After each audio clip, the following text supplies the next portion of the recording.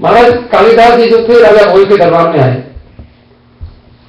तो कालिदास जी को राजा भोज ने कहा, आइए मूर्ख। और इतने कालिदास इतने बड़े पंडित, आओ मूर्ख। अब कालिदास, ये मैंने उनको पता सुनाई थी आज, मैंने कहा देखो मैं आपको एक बहुत बहुमूल्य एक जो सूत्र है वो देने जा रहा हूं, आप समझना, व्यर्थ की बात नहीं है। कि कालिदास ने कहा, अब देखो कोई विद्वान पंडित आ रहे और आप अपने घर में बैठे हो, आप उस पंडित को बोलो आओ मूर्ख, तो लेकिन आप वो क्या करेगा? वो आपको बोलेगा तुम मूर्ख हो, या वो आपको कुछ गलत बोलेगा, या वापस चला जाएगा। ये तो बहुत छोटी बातें हैं। कालिदास वापस नहीं गए, कालिदास ने बुरा नहीं माना। कालिदास ने, क्योंकि जो समझदार व्यक्ति है वो सोचता है कि जरूर समथिंग इज देयर, कुछ है जरूर वहां, ये क्यों बोल रहा है? इतना अच्छा राजा और मेरा सम्मान करता है, मैं सबसे बड़ा पंडित हूं और मुझे इसने मूर्ख कहा है। तो कालिदास के मन में क्या आया कि जरूर इसको किसी ने मूर्ख कहा होगा, तो इसने मुझे कह दिया। तो जब इसने मूर्ख, तो ये देखने के लिए कि पता देखें कालिदास क्या करता है,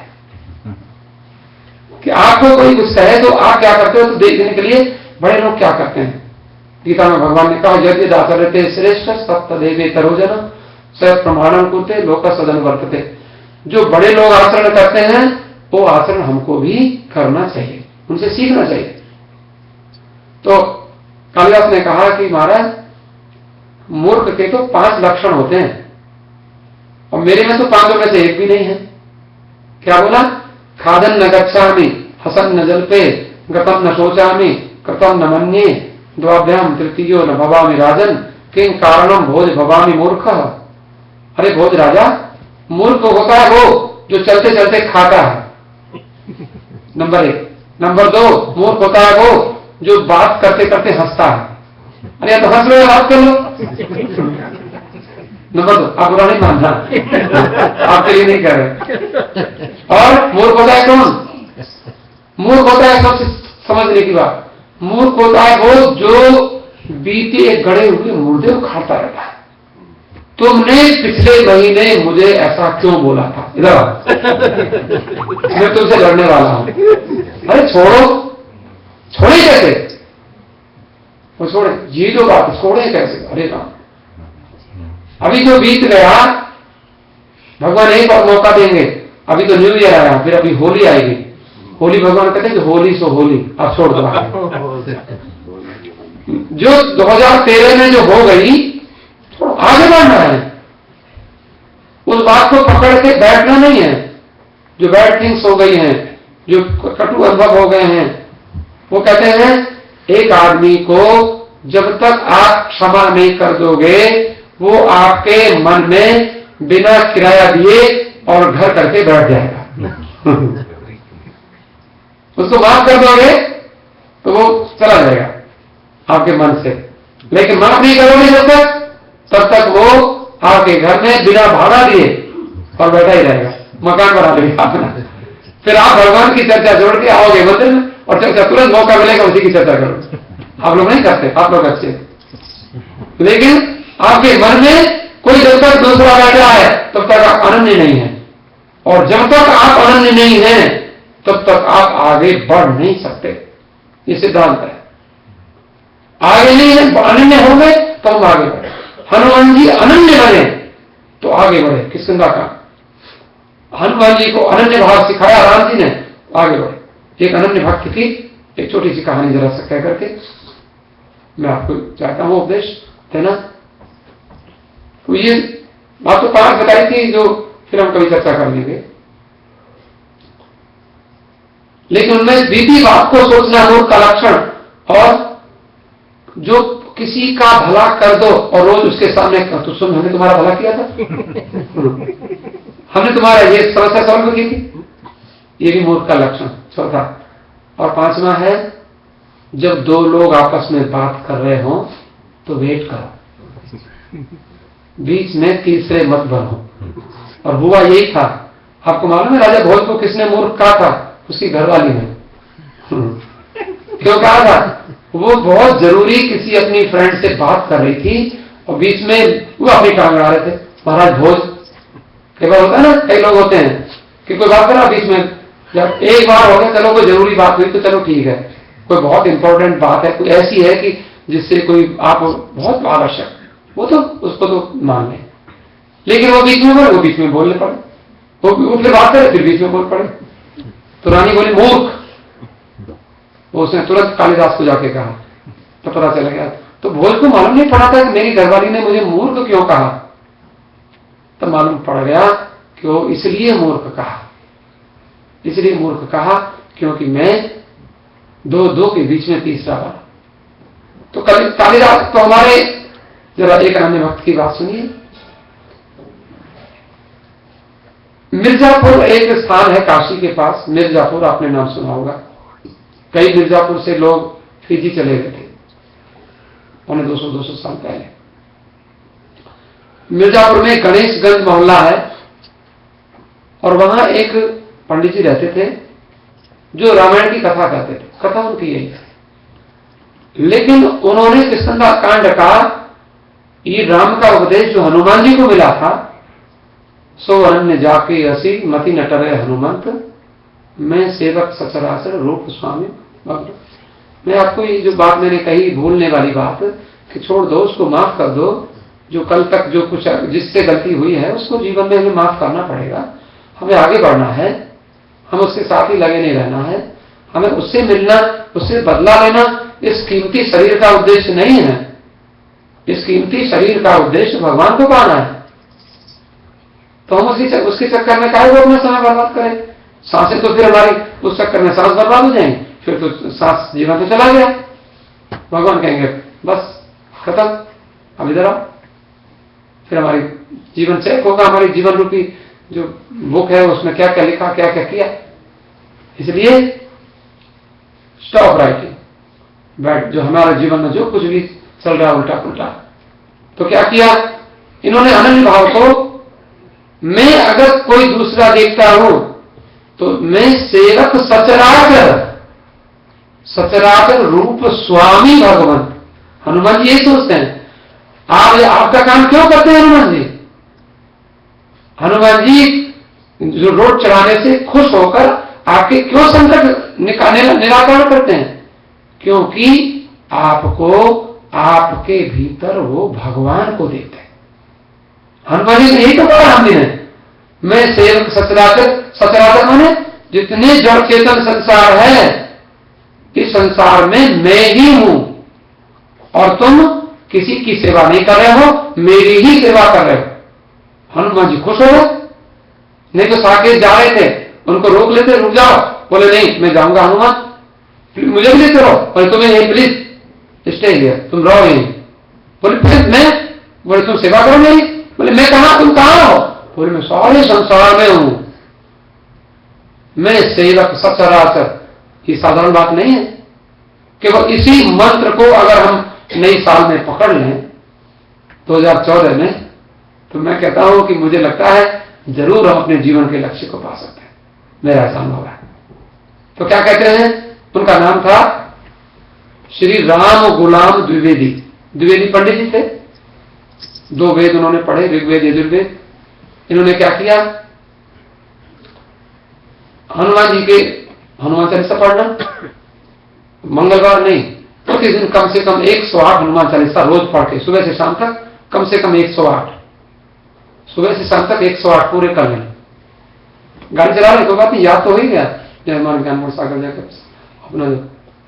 और कभी कई बार हमने देखा, कई बार कभी कहीं कोई, जब देखो कहीं कोई गड़बड़ हो, सामने से आगे वाला चल नहीं रहा है, वो गलत आ रहा है, तो संकट से हनुमान छुड़ावे उनका वचन ध्यान दे रहा हो। तो वो कहेगा गाली दे रहा है क्या? सॉरी हम हनुमान चालीसा। मैंने देखा है कई भक्तों को सूक्ष्म जैसे ऐसे करेंगे, तो वो विकट कि महाराज विकट रूप धारण करके आओ, इस गाड़ी वाले को बोलो जल्दी से उधर हटा ले, मुझे देर हो रही है, मुझे राम मंदिर जाना है। बात तो ये है, लेकिन हनुमान चालीसा चल रहा अंदर। और जब कभी कोई आता जोर से मैंने ऐसा हनुमान जी के भक्तों को ऐसा देखा, और बड़े गुस्से में पहाड़ भरेंगे, लेकिन किसी पर गुस्सा नहीं करेंगे, गुस्सा अपने ही ऊपर करेंगे जब करेंगे। देखो, तो ये तो भगवान की बड़ी कृपा। ऐसे महात्मा थे, इनके जीवन में अनेक संकट आए, लेकिन हनुमान जी इनका संकट निवारण करते रहे। एक मैं छोटी सी बात जरूर कहूं कि देखो, आप लोगों का एक जो नियम, और आप जो भी करते हो बहुत बढ़िया है, नियम तो जितने बना लो, लेकिन आपका जो ये नियम है कि मंगलवार को राम मंदिर जाना, ये जो नियम है, क्या कहना, ये एक घटना है कि एक हनुमान जी का मंदिर था। इन्होंने हनुमान जी से, गरीब ब्राह्मण थे, लेकिन काशी में पढ़, काशी के पास में मिर्जापुर है, काशी में पढ़ गए, एक गुरु मिल गए, इन्होंने सारी वाल्मीकि रामायण पढ़ ली और फिर तुलसीदास जी की रामायण कंठस्थ कर ली। गुरु जी ने उनका नाम रख दिया राम गुलाम, राम जी का गुलाम, राम जी का सेवक। क्यों? राम जी के सेवक हनुमान जी, और हनुमान जी के सेवक, वैसे तो हनुमान जी के सेवक हनुमान गुलाम कहो तो ज्यादा अच्छा, लेकिन राम गुलाम गुरु जी ने नाम दिया। लेकिन वो अपने मन में अपने को राम गुलाम नहीं मानते थे, वो हनुमान गुलाम मानते थे। जो अनन्य भाव की दीक्षा राम जी को हनुमान जी ने दी, वो सोचते थे हनुमान जी ने मुझे दी है और मैं सारे संसार को, वो बोले देखो भाई, मैं तो ब्राह्मण हूं, मैं कथा की सेवा कर सकता हूं, आपको बढ़िया बढ़िया विचार दे सकता हूं। बहुत पढ़ते थे और बढ़िया बढ़िया विचार देते थे, लोग बड़े संतुष्ट होते थे उनके विचारों से। हनुमान जी ने उनको आशीर्वाद दिया कि तुम क्या चाहते हो? उनके मैं तो कुछ नहीं चाहता, मैं तो आपको रामायण सुनाता रहा। बोले तुम संसार को, तुम्हें बहुत बढ़िया रामायण सुनाओगे, संसार को अच्छी अच्छी रामायण की कथा सुनाते रहोगे, और रोज वही कथा, उसमें से नया भाव विचार, रामायण में ऐसा होता है, आप रोज पढ़ो, उसमें से कोई नया विचार निकल आता है। जब भगवान प्रसन्न होते तो ये होता है, उसी चौपाई में से और बढ़िया भाव आ जाता है और आपको फिर आनंद आता है वो पढ़ने में। तो उन्होंने क्या किया, वो कहते हैं, अब बेचारे अपने घर में रहते थे, तो घर में अरे पंडित जी कथा सुना दो, तो कथा सुना दिया। तो एक वहां पर कोई जमींदार थे, कथा सुनते थे और 1 महीने में उनको 5 रुपया दिया करते। अब बताओ, इतनी सस्ती होगी कथा उनकी।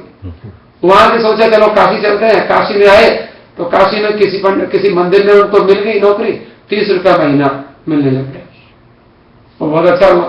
फिर उन्होंने सोचा कहीं और जाए, तो जैसे आपने देखा हिंदुस्तान से कई लोग कनाडा आते हैं, अमेरिका आते हैं पैसा कमाने के लिए, फिर वापस चले जाते हैं।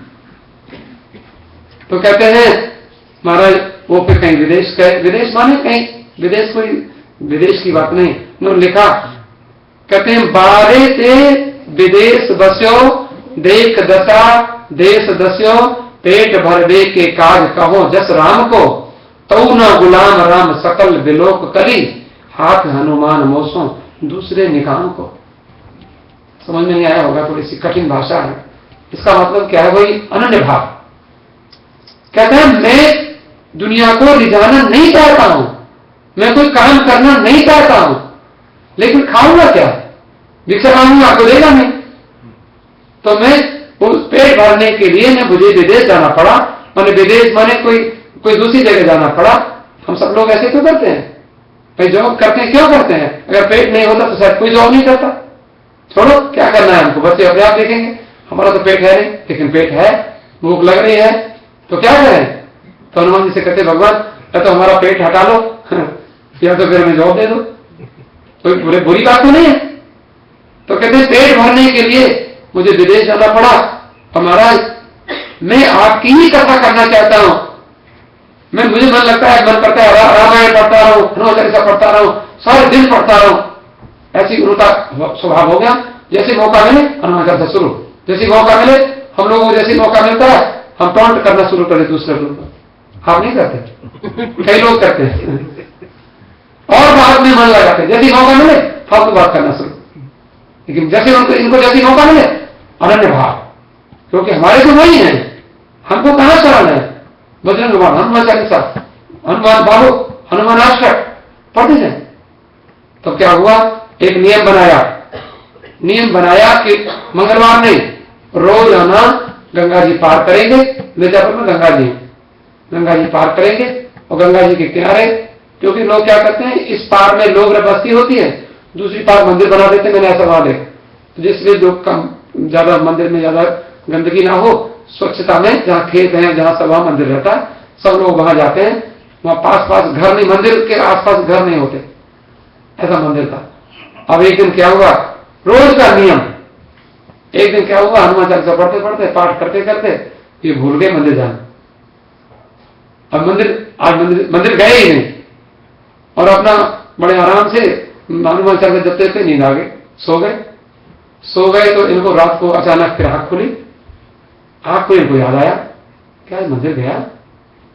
बोले मंदिर जाता हूं तो इसीलिए लोग थोड़ा सा प्रसाद ले आते हैं, वो इसलिए कि उनको याद रहती है आज मंदिर गए थे, कहीं भूल तो नहीं गए। बोले वो प्रसाद तो लाया नहीं, बोले नहीं गया। तो तुरंत क्या किया, मैं तुरंत वहां से, कोई कार तो थी नहीं, तुरंत वहां से गए और जाकर के मंदिर चल दिए। रात को अंधेरे में जाकर तो बिजली चमक रही है, घन घोर वर्षा हो रही है।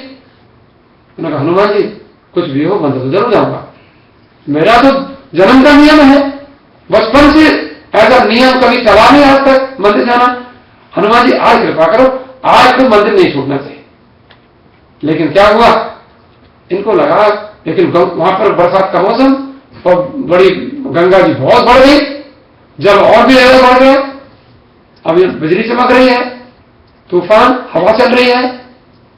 इनको लगा कि अब भैया कोई नाव है, उधर नाव तो खड़ी है लेकिन चलाने वाला कोई नहीं है। अरे भैया कोई नाविक, अरे मुझे मंदिर ले चलो।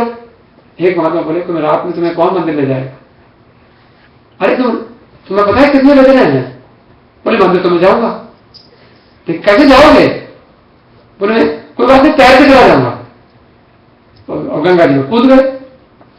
अब वहां कूद गए तो पानी इतनी तेज बह रहा था, वहां बहुत ज्यादा जल होता है, बहुत तेज पानी बह रहा था, और वहां जल का अपना प्रभाव बह गए वो, और मंदिर तो जाना था 1-2 किलोमीटर से चले गए। अब कैसे मंदिर जाए? अब उनको लगा कि अरे अब चलो बहने की बात तो सही, वो बहने के बाद फिर हार गए, थक गए, हाथ गए, फिर डूबने लगे। अब डूबने लगे तो फिर उनको वही संकट से हनुमान छुड़ा दे, मन क्रम वचन। उन्होंने ध्यान किया, हनुमान जी संकट मोचन हमें छुड़ाओ, क्या करूं? जब हनुमान जी को याद किया उसी समय हनुमान जी प्रकट हुए और तुरंत बांह पकड़ के और उसको वहां जो बह गए थे वहां से लाकर मंदिर के दरवाजे पर लाके उनको खड़ा कर दिया। बोले भैया तुम कौन हो? बोले मेरा नाम महावीर है। और महावीर, फिर उन्होंने महावीर, अरे भैया बड़ा अच्छा किया। लेकिन महावीर उनको ऊपर नीचे देखने लगे तो देखते देखते वो पूरे हनुमान जी बन गए। और ऐसी कथा, सच्ची घटना है, कलियुग की 50 साल पुरानी ये कथा है। ये कलियुग, चारों युग प्रताप तुम्हारा, हनुमान जी कलियुग में भी है। राम गुलाम द्विवेदी की कथा में होता, भक्तमाल की कथा। महाराज उन्होंने क्या किया, तो हनुमान जी ने दर्शन दिया। बोले और कुछ चाहिए बाबा जी, कुछ मांग लो। बोले मुझे कुछ नहीं। देखो ये नहीं कहा, गरीब ब्राह्मण कथा करके गुजारा करते हैं, लेकिन ये नहीं कहा कि मुझे पैसा दे दो, रुपया दे दो। बिल्कुल हनुमान जी से कहा ही नहीं। हनुमान जी बोले तो सब नष्ट हो जाएगा, मुझे तो ऐसा कुछ दे दो जो जिससे मेरा जीवन सुधरे। तो उन्होंने कहा महाराज, उन्होंने कहा कोई बात नहीं।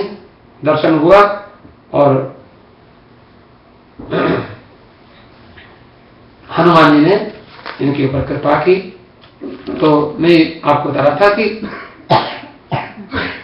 जब इन्होंने कुछ नहीं मांगा तो उनको आशीर्वाद दिया। बोले राम गुलाम, तुम्हें मैं आशीर्वाद देता हूं कि तुम जब भी राम कथा करोगे तो तुम एक ही चौपाई के सैकड़ों अर्थ कर सकोगे। एक ही दोहे के साथ कितनी देर कथा, कई लोगों को एक दोहा कथा करनी होती है, उनको हमारे जैसे लोग ऐसे होते हैं उनको पता ही नहीं चलता, वो दोहा क्या बोलते हैं, कुछ और ही अर्थ करने लग जाते हैं उल्टा पुल्टा।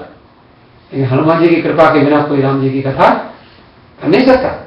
बोले तुम नए नए भाव सुनाओगे, लोग भक्तों को तुम्हारी कथा आनंद देगी और तुम्हारी कथा सुनने वालों को भगवान की प्राप्ति होगी, तुम्हारी कथा सुनने वालों का जीवन बढ़िया होगा। ऐसा आशीर्वाद दिया उनको। बोले खुश हो गए, यही तो चाहते थे। और उनको फिर उसी के थोड़ा सा जैसा जरा गुनगुनाइए। मैंने ये बात इसलिए कही कि आपके जीवन में अनन्य भाव आए।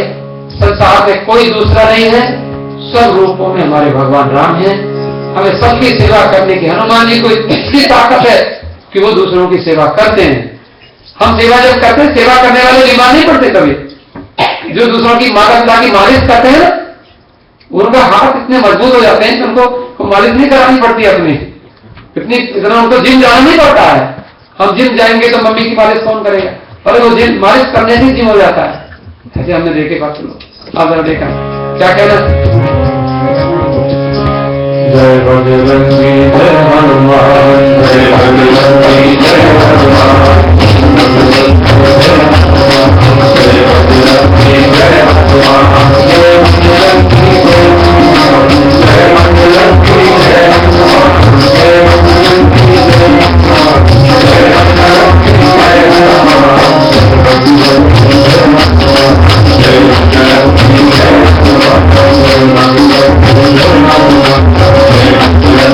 जय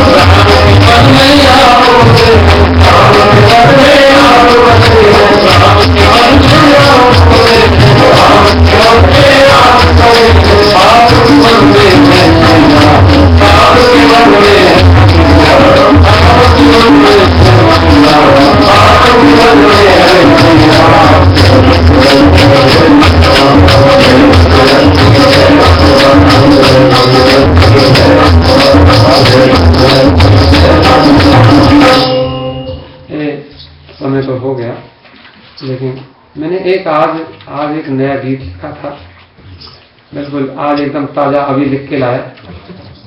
तो वो गीत जरा सा वो हम गाते हैं, वैसे थोड़ा उतना अच्छा तो नहीं है, लेकिन कोई बात नहीं, बुरा ही स्वीकार कर लीजिए। जैसे हम लोग जो कुछ भी होता है, एक गीत लिखा है, वो क्या है थोड़ा सब ध्यान देना। चाहे तो मैं बिना, क्योंकि वो देर लग जाएगी अगर बाजे से गाऊं, ऐसे सुना देता हूँ कविता के। क्या है? New year song for 2014। क्या है वो? बदल गया है साल, खुशी है, खुशी है, हैप्पी न्यू ईयर, हैप्पी कविता। बदल गया है साल, खुशी है, अब हम भी खुद को बदलेंगे। साल बदला तो सब बदलता है, संसार बदलने वाला। बदल गया है साल, खुशी है, अब हम भी खुद को बदलेंगे। नया वर्ष है,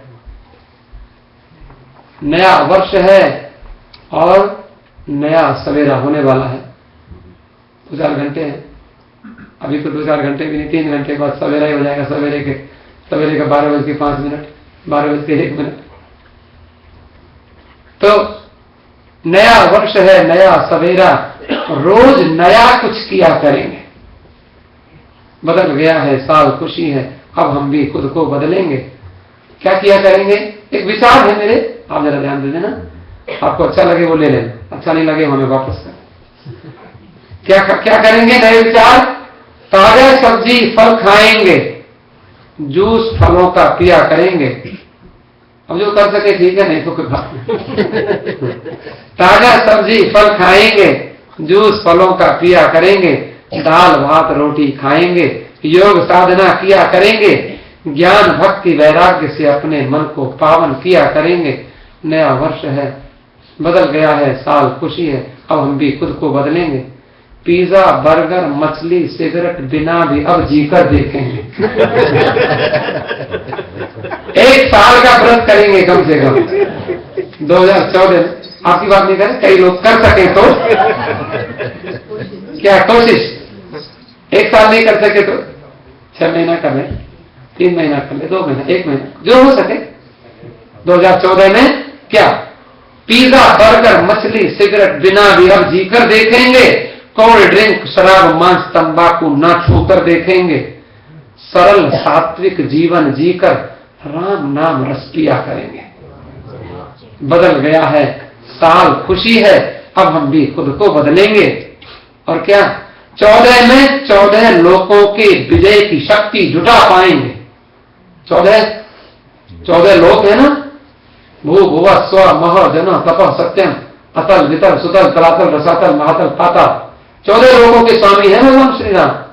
14 में 14 लोगों के विजय की शक्ति जुटा पाएंगे। त्याग तपस्या करके जो कुछ धन संपत्ति जुटा पाएंगे, मंदिर के रख रखाव में वो सारा पैसा दिया करेंगे। माने जो ऐसी वैसी बातों में जो खर्च हो जाता है, उल्टे पुल्टे खाने साने में, क्योंकि दाल रोटी खाएंगे वो पैसा बचेगा, और राम मंदिर में लाके विनोद जी को ले लेंगे। ये व्रत हो सकता है, मेरा विचार है, अगर 1 साल का व्रत हो जाए, क्या कहना। अब हम लोग, और क्या, मैं ये नहीं कह रहा हूं कि भाई आजाम लेना, अन्यथा मत लेना कभी, क्षमा कर। जो माँ बाप अतिथि भूखे प्यासे को, जो माँ बाप अतिथि भूखे प्यासे को पानी तक ना पूछे, वो भगवान को क्या पाएगा। जिससे गुरुजन रूठे हैं, क्षमा करें ऐसे जन कितने जन्मों जन्मों दुख भोगेंगे।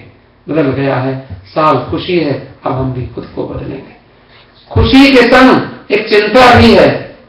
खुशी तो है, हैप्पी न्यू ईयर, अभी आप गाएंगे, हमारे विनोद जी से प्रार्थना करेंगे, लेकिन खुशी के संग एक चिंता भी है। हमने 1 और साल गंवाया, 1 और चला गया। गर्दू ने कहते हैं, गाफिल तुझे घड़ियाल ये देता है मुनादी, गर्दू ने घड़ी उम्र की 1 और घटा दी। हमारे जीवन मिला था जीने के लिए, 1 साल और कम हो गया, तो क्या है, इसलिए लोग बुझाते क्यों, मोमबत्ती बुझाते इसलिए कि 1 और कम हो गया, इसीलिए हम कम हो रहे। तो क्या खुशी के संग एक चिंता भी है, हमने 1 और साल गंवाया, और 2013 में हमने क्या कुछ खोया, क्या कुछ पाया। आने वाले वर्ष का 1 पल भी बर्बाद न होने देंगे। बदल गया है, साल खुशी है, अब हम भी खुद को बदलेंगे। तो ये बचपन बदला, गई जवानी और बुढ़ापा भी बदलेगा। बदला, change is the law of nature.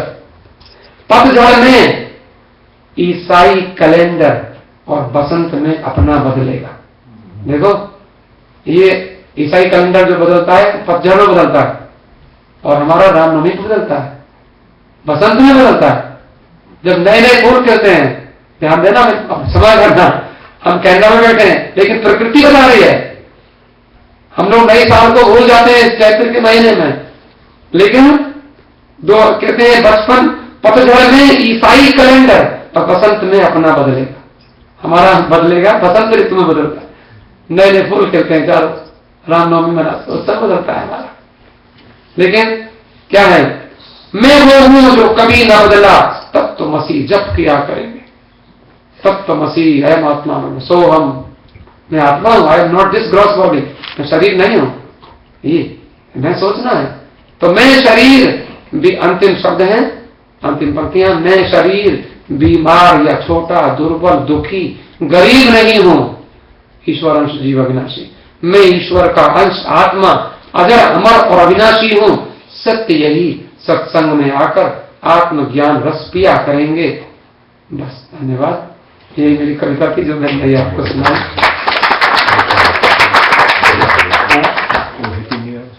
Happy new year, अच्छा हैप्पी न्यू ईयर गाना।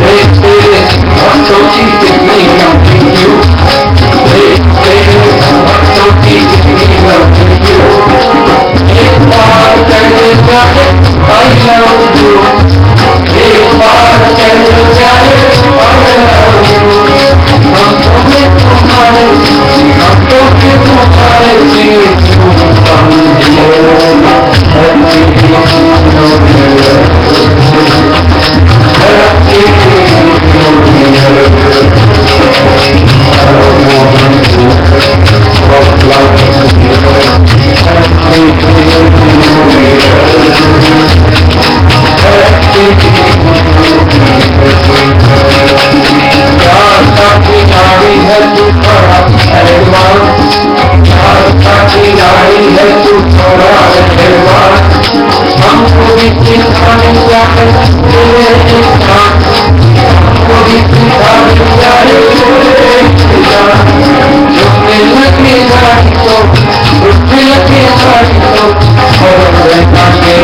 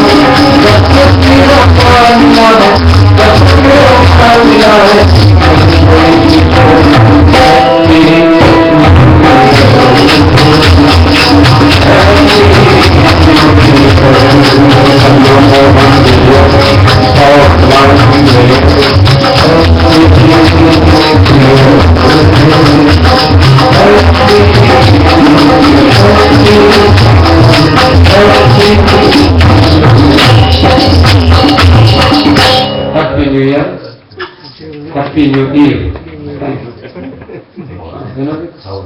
खबर हम गाएंगे नहीं आप चलिए हवन करें धन्यवाद